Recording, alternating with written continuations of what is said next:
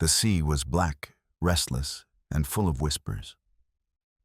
From the cliffs above the sleepy French coast, nothing betrayed the truth. No lights, no signals, only the faint hiss of waves licking the shore.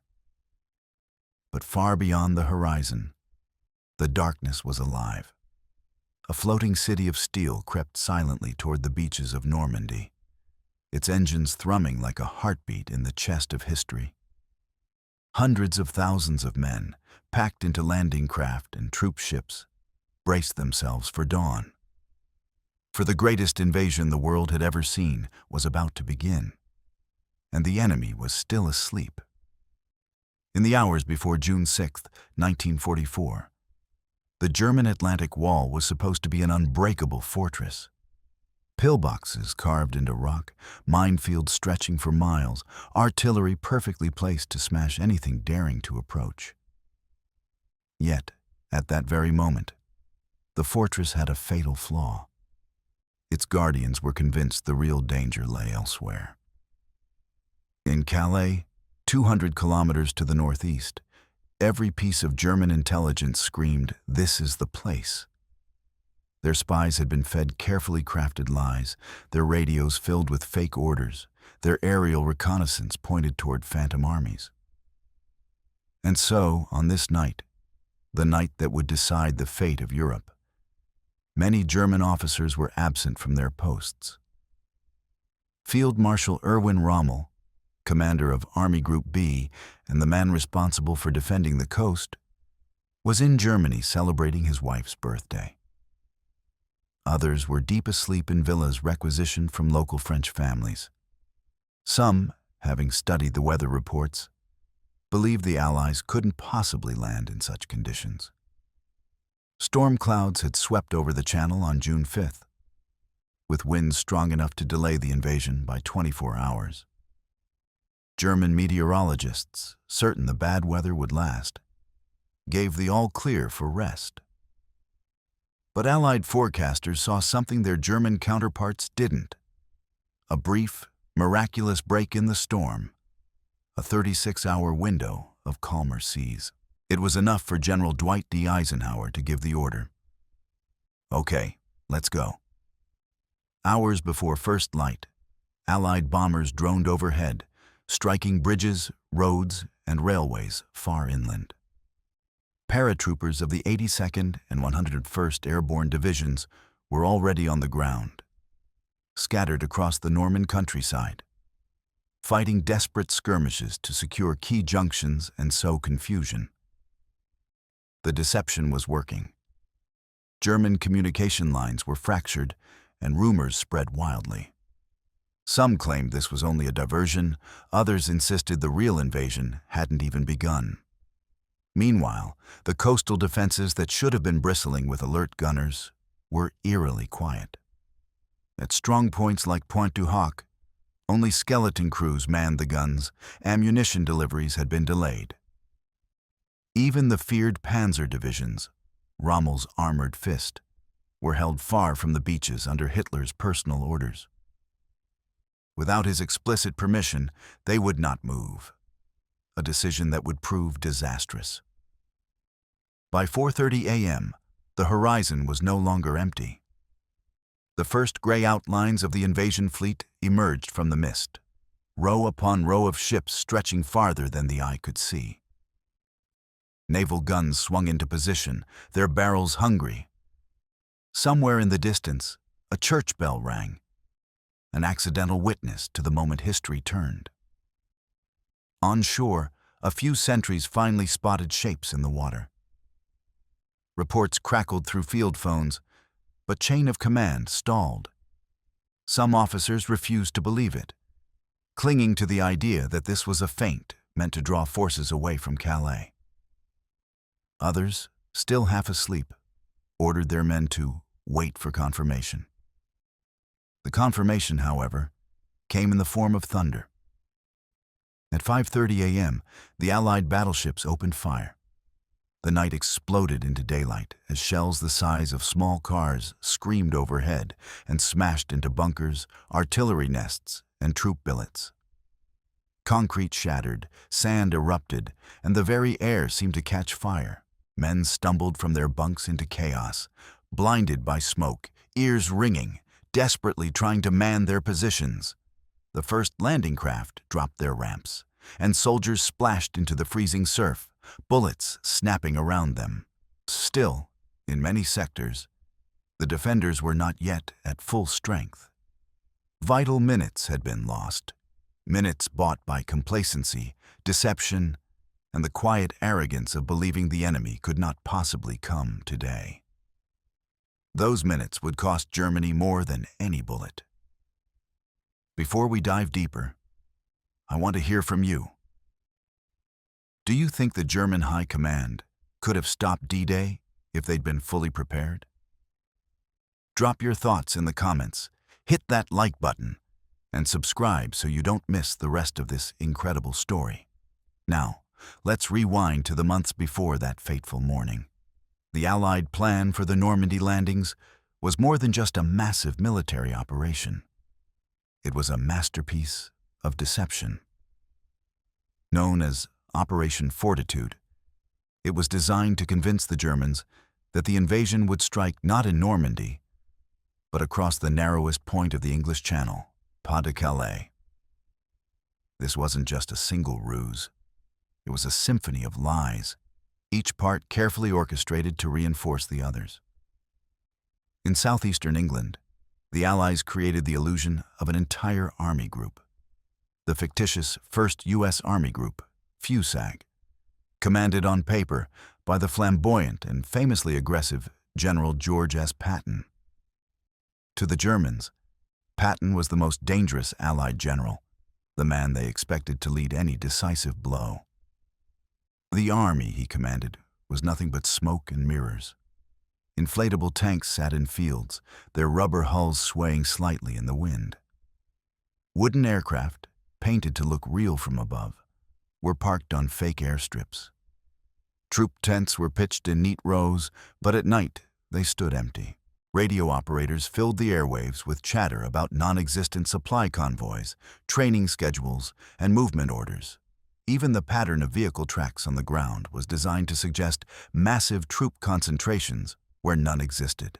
Meanwhile, double agents, men and women who had once worked for German intelligence but had secretly switched sides, fed Berlin a steady diet of false reports.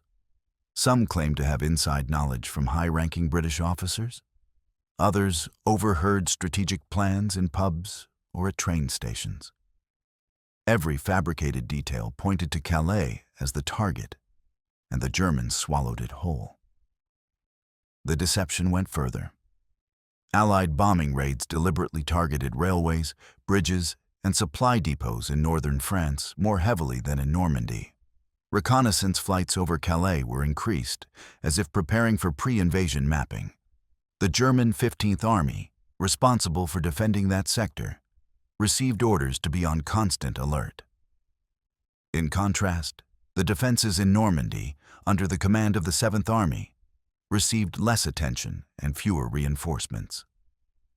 All of this was happening under the watchful eyes of the German Abwehr and the SS intelligence services.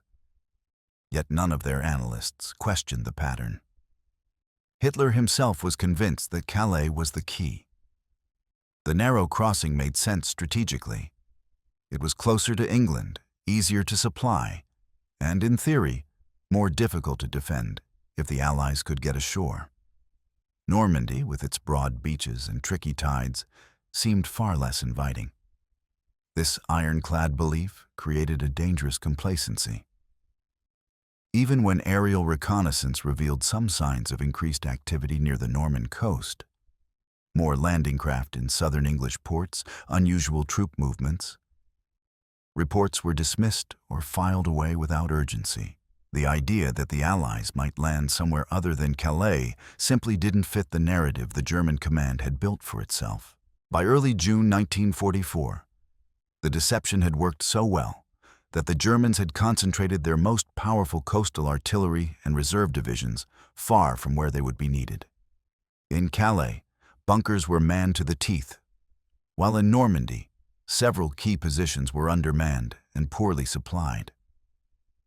This imbalance was not just a stroke of luck for the Allies, it was the result of meticulous psychological warfare. The British intelligence agency MI5, the American Office of Strategic Services, and Canadian counterparts worked hand in glove to manipulate the German worldview. They didn't just plant false information. They shaped the very way the enemy thought about the war. The result? On the night before D-Day, even as Allied ships filled the channel like a swarm of locusts, German commanders along much of the Norman coast still believed they were facing nothing more than a diversion. And Hitler, who alone had the authority to release the armored panzer divisions for counterattack, went to bed without issuing any orders. By the time he woke up, it was already too late. In the weeks leading up to June 6th, the German military machine was confident, too confident. Years of rapid victories had reinforced a belief in their own superiority, and their intelligence network, though vast, was built on assumptions that had never truly been tested. The Abwehr, the German military intelligence service, had operatives, informants, and intercepted communications, but they lacked one crucial weapon: doubt. For months, pieces of the real invasion puzzle had been slipping through their fingers. Aerial reconnaissance flights over southern England occasionally revealed suspicious concentrations of landing craft. Yet these were often dismissed as training exercises. Intercepted Allied communications hinted at complex operations in multiple locations. But analysts filtered every message through the lens of their own preconceptions shaped by the deception of Operation Fortitude. The German chain of command was part of the problem.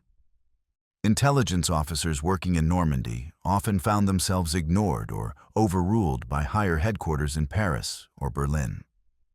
Reports warning of unusual activity near the Cotentin Peninsula and the Bay of the Seine were buried under more urgent evidence pointing toward Calais. The sheer volume of false signals, planted deliberately by Allied counterintelligence, drowned out the handful of genuine warnings. On June 5th, as the storm over the Channel raged, most German commanders relaxed their guard.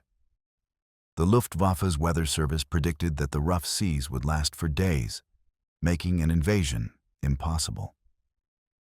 This forecast was accepted without question, even though some frontline officers noted that the weather seemed to be improving by the evening.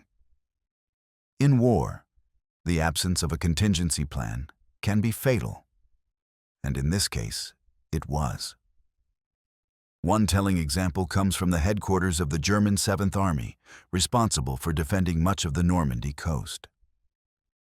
That night, a few scattered reports of increased Allied air activity over the region were received, along with sightings of small ships farther offshore. A junior officer suggested putting more troops on alert, but his superiors hesitated. If this were the real attack, one colonel reportedly said, we'd be hearing about it from Calais first. Meanwhile, the panzer divisions, the true hammer of German counterattack, were held far inland under the direct control of Hitler. His paranoia about a second, larger invasion at Calais meant that he refused to release these armored units without undeniable proof that Normandy was the main landing site. That proof would come too late. Compounding the problem was the fact that many senior officers were not even in their command posts. Field Marshal Rommel, believing the bad weather would continue, had traveled back to Germany for his wife's birthday. Other officers were scattered across France at various meetings or on leave. In their absence, local commanders were hesitant to take bold action, fearing the wrath of superiors if they misjudged the situation. In the small hours of June 6th, Allied paratroopers began landing behind German lines. The 82nd and 101st Airborne in the American sector and the British 6th Airborne near the Orne River fought fierce battles in the dark to secure bridges and disrupt communications. Some German outposts sent frantic messages up the chain of command, describing enemy soldiers on the ground. But these were often dismissed as small raids. The possibility that these drops were the opening move of a full-scale invasion was acknowledged only in isolated pockets of the defense network. The result was chaos without direction. While individual German units fought bravely and often ferociously, they did so without the coordinated support that could have repelled the landings. Every hour that passed without the release of the panzer divisions allowed the Allies to pour more men and equipment onto the beaches, building a bridgehead that would soon be impossible to dislodge. By dawn, the picture was clear to anyone with eyes on the ground. This was no diversion. Thousands of ships lined the horizon, and landing craft were already disgorging waves of troops onto the sand. Yet even then, some in Berlin clung to the idea that Normandy was a feint, a prelude to the real invasion at Calais.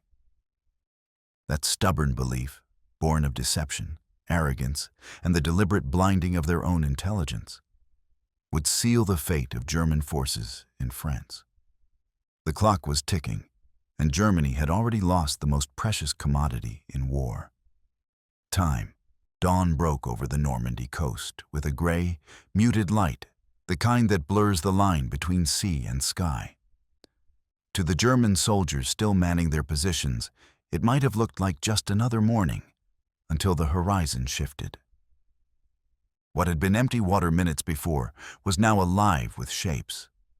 First, they were smudges in the mist. Then, as the light strengthened, they became unmistakable. Ships. Hundreds of them. Then thousands. The sheer scale was overwhelming. From battleships the size of city blocks to small landing craft bobbing in the swell, the Allied fleet stretched as far as the eye could see. Naval guns swiveled toward the coast, their barrels like black fingers pointing at the bunkers and fortifications of the Atlantic Wall. Moments later, the sea itself seemed to erupt. At 05:30, the first salvos roared from the Allied battleships, the sound rolling over the land like an unending thunderstorm. Shells the size of oil drums screamed overhead, smashing into concrete, steel, and earth. For the German defenders, it was like waking into a nightmare. Some scrambled to their posts, half-dressed, ears ringing from the bombardment. Others were already trapped. Bunkers collapsed, gun positions obliterated before they could fire a single shot. Communications were failing fast. Telephone lines were severed by the shelling, and radio signals were jammed or lost in the chaos. In the headquarters of the German 7th Army, panic began to set in. Reports flooded in from along the coast, landings at multiple beaches, paratroopers in the countryside, naval gunfire of unprecedented intensity. Yet the commanders were paralyzed by uncertainty. Was this the real invasion, or merely the long-anticipated diversion before the true blow at Calais? Without Hitler's explicit order, the armored reserves could not be moved, and he was still asleep at his mountain retreat in Berchtesgaden. This paralysis was catastrophic. On Omaha Beach, the initial American assault was faltering under withering fire from well-placed machine guns and artillery. A timely counterattack from German armor could have thrown the invaders back into the sea. But no tanks came. On Sword and Juno beaches, British and Canadian troops were pushing inland, securing villages and road junctions. Every minute without German reinforcements allowed them to strengthen their foothold. Some local commanders tried to act on their own authority. In certain sectors, German units mounted counterattacks with whatever forces they had at hand: infantry, a handful of assault guns, even repurposed anti-aircraft weapons. These clashes were fierce and often deadly, but without coordination, they were doomed to fail. The Allies had overwhelming naval fire support, and any German position that held out for more than a few minutes was quickly pounded into silence.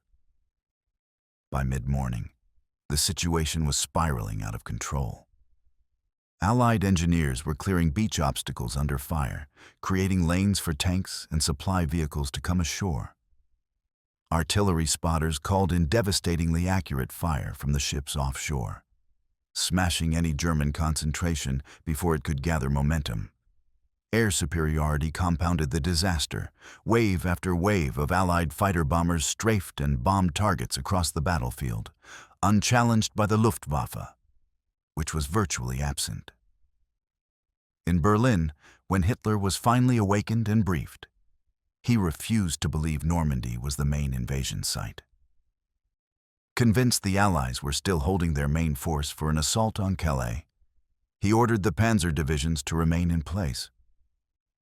By the time he relented, the narrow window to crush the beachheads had closed. For the men on the ground, the lack of decisive leadership was palpable. One German soldier, stationed near Gold Beach, later recalled the feeling of abandonment. "We waited for orders that never came. We could hear the rumble of tanks on the beach, see the columns of men advancing, and we just waited." By late afternoon, the reality was undeniable. Allied troops were not only on the beaches, they were pushing inland, linking up with paratroopers, and seizing control of key roads. The Atlantic Wall had been breached, not in one place, but across a broad front. What the Germans had once boasted was an impregnable barrier had been shattered in a single day. But for all the destruction and loss, the most damaging blow was not delivered by a shell or a bullet. It was delivered by hesitation. The hours lost to disbelief, indecision, and the rigid chains of command had done more to doom the defense of Normandy than any weapon the Allies possessed. And yet, the consequences of this failure were only beginning to unfold. Ending zones: Utah, Omaha, Gold, Juno, and Sword. The bridgeheads were still fragile, the fighting inland fierce. But the nightmare scenario for German planners had come true. The enemy was ashore, in force, and they were not leaving. In military terms, the Germans had not just lost a battle. They had lost the most critical window of opportunity to shape the entire campaign in Western Europe. On that first day, the Allies were vulnerable. Supplies were limited, beach defenses still dangerous, and inland positions not yet secure. A swift, concentrated counterattack with armored divisions could have pushed them back into the sea.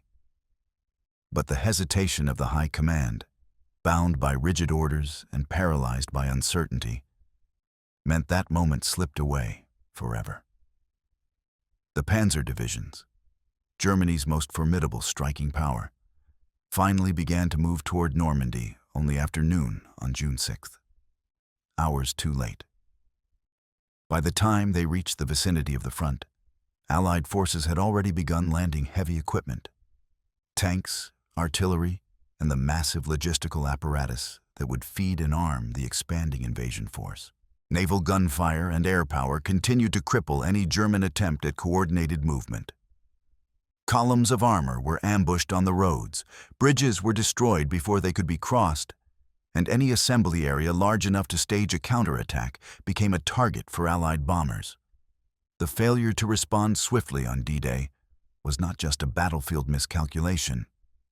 It was the result of systemic flaws in the German war machine by 1944. Centralized control placed too much decision-making in Hitler's hands, and his obsession with the Calais sector blinded him to the obvious truth unfolding in Normandy. His generals, trained in a culture that punished initiative when it contradicted orders, lacked the freedom or the courage to act independently on the scale required. As the days passed, the bridgeheads expanded. The Allies poured men and material across the Channel at a pace the Germans could not match. The Mulberry harbors, ingenious portable docks towed from England, allowed a steady stream of reinforcements and supplies, even in bad weather. Every day the beachhead grew, The German chances of throwing the invaders back shrank. For the civilians of Normandy, the liberation came at a terrible cost. Towns and villages became battlefields. Artillery duels and bombing raids reduced centuries-old streets to rubble. But amid the destruction, the tide of the war had turned. The long-promised Second Front was open, and with it, the beginning of the end for Nazi Germany in the West. By late August, the Allies had not only broken out of Normandy, but liberated Paris. The German forces in France were in retreat, many in disarray, others cut off entirely. The psychological impact of the failed defense at Normandy was immense. The myth of the invincible Wehrmacht was shattered, not by superior numbers alone, but by deception, miscalculation, and the inability to adapt when it mattered most. Historians have debated ever since whether Germany could have won the day had they acted differently. Could Rommel's presence at the front, or an immediate release of the panzer divisions at dawn, have changed the outcome? Possibly. But war is not fought in hypotheticals. It is fought in the fog of uncertainty, with imperfect information and human limitations. On June 6, 1944, those limitations were on full display. In the end, D-Day was not just a triumph of Allied planning and courage. It was also a testament to the fact that even the most disciplined, fearsome military can falter when overconfidence dulls its edge. The Germans did not simply lose because the Allies were strong. They lost because, in the crucial hours that mattered most, they failed to wake up to the reality before them. And so the invasion succeeded, the foothold in France was secured, and the road to Berlin lay open.